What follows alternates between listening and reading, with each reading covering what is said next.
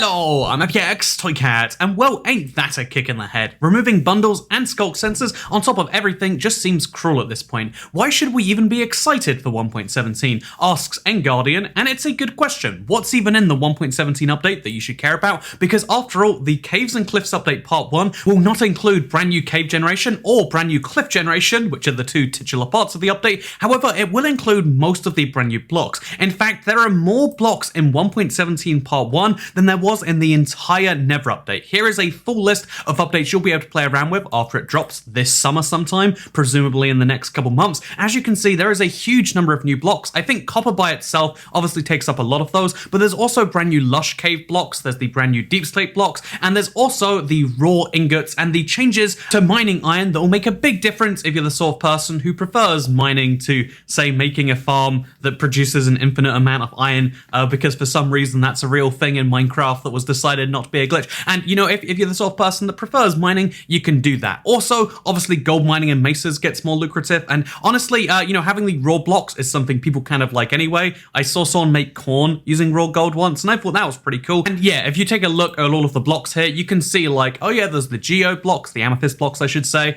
Oh yeah, there's the, you know, there's the powdered snow, there's the glowing item frames and the glow squid and everything. There are quite a few interesting blocks that are coming that you'll be able to work with if you are a builder. And there's actually a really interesting conversation that King B Dogs, you know, one of the Minecraft developers, had on Twitter that I want to share right here, because someone said, I get that you guys had to split up the update, but please don't call decorative blocks like that content, especially since the excitement for Deep Slate was the world height changes. And then he says, it absolutely is content. Sure, it might not be content you're excited about, but for creative builders, those are huge game changes, especially Deep Slate for gradients. And yeah, that's really the big gist of this. If you're a survival player, 1.18 is like infinitely more exciting than 1.17, right? But if you're primarily a creative player, then 1.17 has everything you need from the Caves and Cliffs update, and there's next to nothing coming in 1.18 you care about, besides like, you know, new biomes underground in case you're building at -64. No, you don't care about any of that. Maybe the height limit stuff you care about more, but for the most part, 1.17 is the creative-ish, you know, update. Whether that means building in survival or creative, it's an update that mostly has decorative blocks that then get their biggest functions later, and it's something interesting to feel about, right? Like, are decorative blocks content or are they not content? It's a big debate, but a bigger also debate, a similarly sized debate, is one about Soap Juice, because he asks, is the Warden still coming to the game? If so, what part is it coming in? I don't remember hearing about it in the feature lists of either part. And you are right, they have been very silent about the Warden for a long time, and I've heard a lot of people saying that, oh, it's cancelled, or, you know, whatever, you know, that they're not going to have the Warden in there anymore, because they did delay archaeology to 1.19 or beyond. Again, it's kind of ridiculous that something that was meant to be in 1.17 is in the far future of never coming anytime too soon. But in regards to 1.17, 1.17 includes all of the mobs from the Caves and Cliffs update, and that should include the Warden. However, the reason they're not including the Warden is because the Warden would only naturally spawn in the Deep Dark, and the Deep Dark isn't coming to 1.18. I imagine the actual, you know, thing right here is the Warden is one of the biggest, like, projects for a mob ever. They want it to be a mob so hard that you don't want to kill it. You want to avoid it, unless you have some weird niche item that they haven't revealed yet. And so when you combine all of these promises and all of this hype and the fact that it hasn't been in a single snapshot yet, I think they really do want to polish it before they even reveal it to people for the very first time. And yeah, that again, King B Dog's person who's working on the Warden, he made an interesting point that, like, if you put something in a snapshot, you basically can't remove it afterwards. If, you know, there aren't, you know, snapshots at this point, people see them as just like the early version of what's coming in an update, but it should be seen as experimental. Snapshots should be seen as a way for developers to try out features that might come in the future, and so as a result, he's very cautious about showing the Warden off until it's basically finished, which shouldn't be the point of snapshots, but again, interesting world we live in regards to Minecraft. Speaking of interesting things, welcome to QnA Saturday, by the way. Here's your 4.5 minute intro in. Did you know liking the video is good for you, and did you know subscribing is something that 99.99% of viewers don't do? Wow, do those statistics sound fake? That's because they are. Do you know what's not fake though? The next question, which comes in from Cray RT, what's your favorite crafting recipe? And it definitely has to be, so you know the boat recipe? If you replace that with 5 salmon, then you actually get the salmon boat, and it's definitely my favorite very real recipe. Speaking of very real recipes in Minecraft, let's move into the 4th question, which comes in from ________ semicolon dash another semicolon, and they say, congrats on vaccine. Is it your first or second? And interestingly enough, to me at least, this is one of the, it's a 1-dose vaccine. That was a big thing to me. In the UK, there isn't a single 1-doser, but in America, the Johnson & Johnson is what it's called. You only have to take one. And like, you know what? I'm just saying, if like you don't like getting needles injected in you, if you find making appointments at doctors to be like needlessly taking like an hour out of your day, because it's like a 15-minute appointment, but then you lose a little bit of time going to and from the place, and then there's the mental load of like an appointment. Why would anyone ever do the 2-appointment version? And yeah, it's worth mentioning.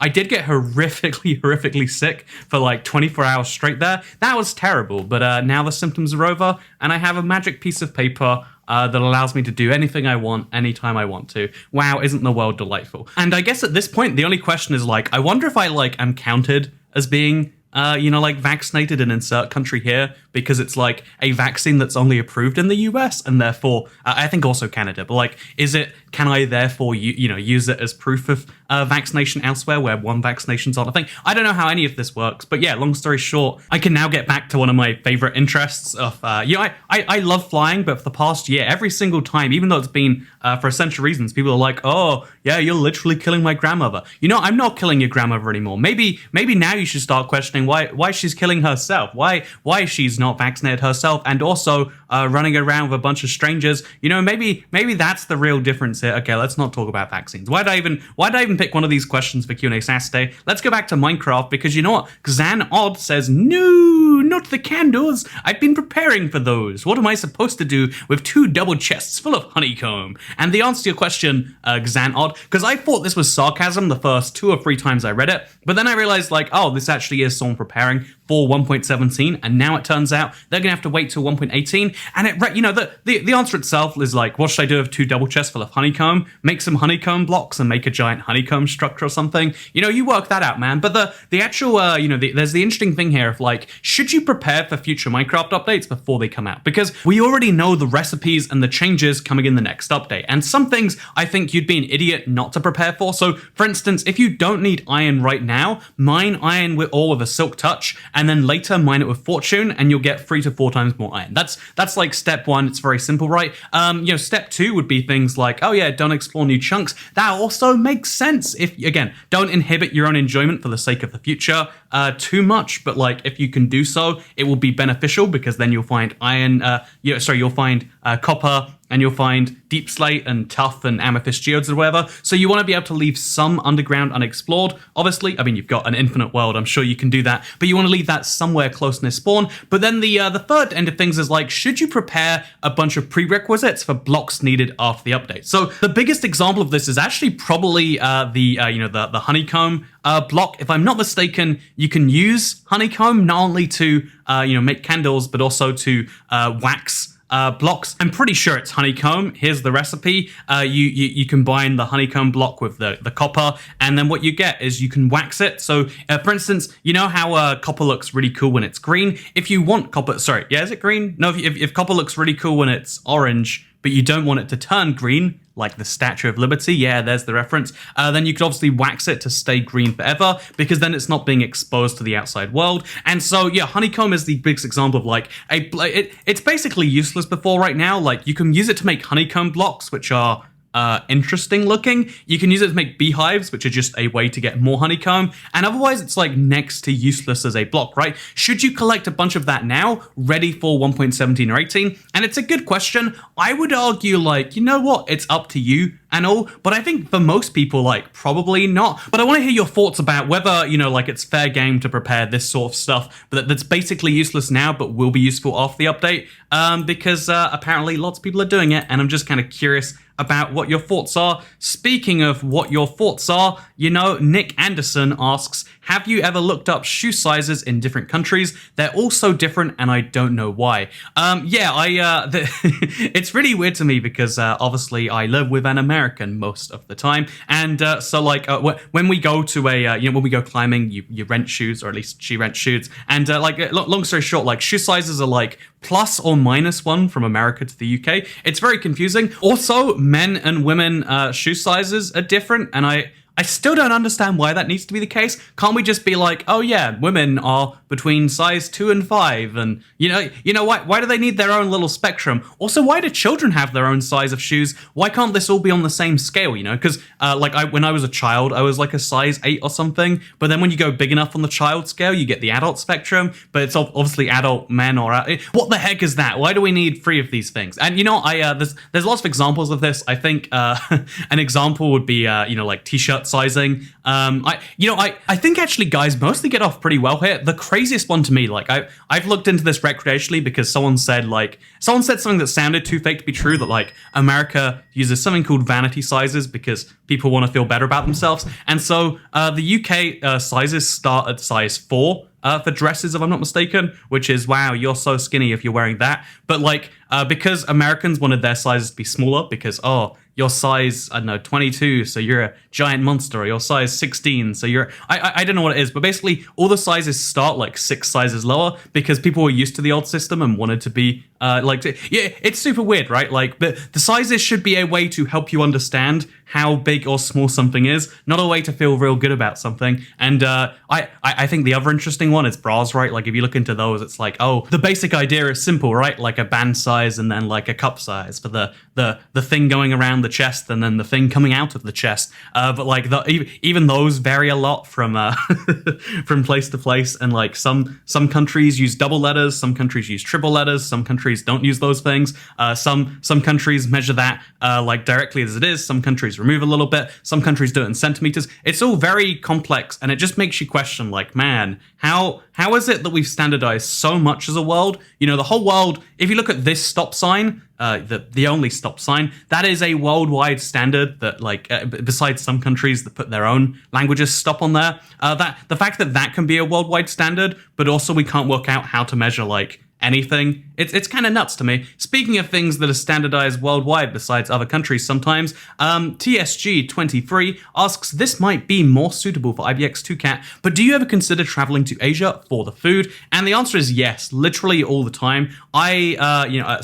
Mostly Japan, obviously Japan's the very stereotypical example, but just small things like, the bento boxes you get on trains there. It's like, I get reminiscent about that, taking a little train journey, eating a little snack that comes in 9 little bits. Obviously, the interesting thing about Japan in particular is they have real wasabi, whereas there's not real wasabi here. And like now I can't enjoy regular sushi as much. It's a terrible thing. But also just like, I love noodles. I love Singapore's hawker stands. I am so sad that I can't visit Singapore for like at least another few months till they're vaccinated. Like I wanna. There's so much I'm missing right now. And I love Singapore. The only reason to ever travel to Asia is the food. I say controversially, because I like food. But George Likes Dog asks, do you like to cook often? If so, what was the biggest cooking disaster you've ever had? I do. Okay, I'll be honest with you. In the pandemic age, I don't cook at all. 0 times do I cook besides like things that are basically already ready. I've made some lobster rolls, but as far as cooking goes, mostly not. However, because I do like to try some things, and like maybe once a month I'll try cooking something new. So the worst cooking disaster I've ever had. You can wait. I'll play this on screen. I did try to deep fry jelly once in a Cooking with Toy Cat stream, and it was very scary because I was recording and I was like, oh god, am I gonna die or like something on camera? I wasn't very familiar with deep frying, and I'm so unfamiliar with deep frying that So let's grab the spoon out, and that way we've got maximum safety if something goes bad. Oh god! Oh man!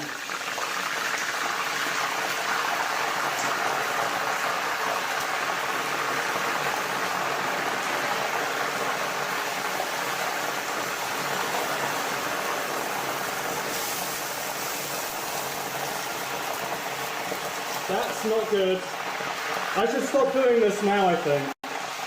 This is probably really dangerous. Okay, so when a pan's real hot, I see that as a hazard. So I try to cool down the pan, usually with cold water. It's the big thing. So maybe, just maybe, I had a huge pan of boiling oil, right? and maybe I was like, oh, this is sizzling. It's like scaring me, the noise it's making. I'll cool this down. I'll pour a bunch of cold water in there. And so I did that. And what immediately happened, as you can probably expect, is it started bubbling like insanity. And I was like, oh, yeah, water and oil. And basically what happened is it started exploding. Like, it literally made explosion noises like... And everywhere in my kitchen within like, I don't know, like a 3-meter radius or something was covered in oil as the oil just exploded all over my kitchen. And you know what? The lesson I learned from that is that water and oil go very badly. But like, I was so lucky that I was near enough the door to like dodge just in time. I was really lucky that, my girlfriend was like on the other side of the kitchen. Like, I could have done some serious damage throwing boiling oil all over the place. Because like, even when you get like sizzled by the tiny little droplets of boiling oil, it hurts real bad. I'm not a good chef. I would like to be a good chef, but I just enjoy cooking some things. And I wish that was a more common position. Like, we don't have to be great at something, we can just enjoy the thing. Speaking of things that I'm not great at, that I enjoy, you might know that I'm in the middle of purchasing a house. And so I don't know why this is the top question on my Q&A thread, but all of you decided to upvote it because you're idiots. So what kind of fridge do you have? Does your fridge have any friends? If no, have you considered buying some fridges to give it company? Or would you at least give your fridge company in Minecraft by building it in your Let's Play world? Again, very interesting question to make it to the very top of that. And you know what? I do have an interesting fridge fun fact for all of you that like, I genuinely think this is a problem that I have. So I'm buying a house. The house is previously being used by tenants or something. I don't know. But basically, there is going to be 2 fridges that they're leaving in the house. I already own a fridge that I obviously need to keep because like there's no point leaving that. Basically, I'm going to have 3 fridges, and then also I kind of want to get a new fridge. I've been so fridge envious for like forever because I want a fridge that has like an ice dispenser. I bought a fridge with an ice dispenser and it came with a water dispenser, and I was like, wow, I must have made the mistake, and I'm never going to think about this again. So I want a fridge with a nice dispenser, and I want a fridge even better if it can have like one of those screens on the outside, like a window, so you can look into the fridge without opening it, because that saves electricity or whatever. You know, I want a fridge that I can play Minecraft on. I've got lots of requirements in a fridge, and you know what? I might end up with 4 fridges, what I'm saying, and I just want to mention that right now because I find that interesting. Like, I don't think anyone ever willingly ends up in a 4 fridge situation. But if you have an idea as to what I could do with 4 fridges, let me know, because now I have to go, and see you all in the next one. Unless you die in a house fire, which you of course can avoid by hitting the subscribe button on this channel. Yeah, not even mentioning statistics anymore. Just full on mentioning you might die in a house fire at any point in time. Really, life is fragile, and you need to realize that you need to go out and cough on people's faces right now, because any day might be your last, including yesterday. Okay, thank you for watching, and I'll see you all next time. Goodbye.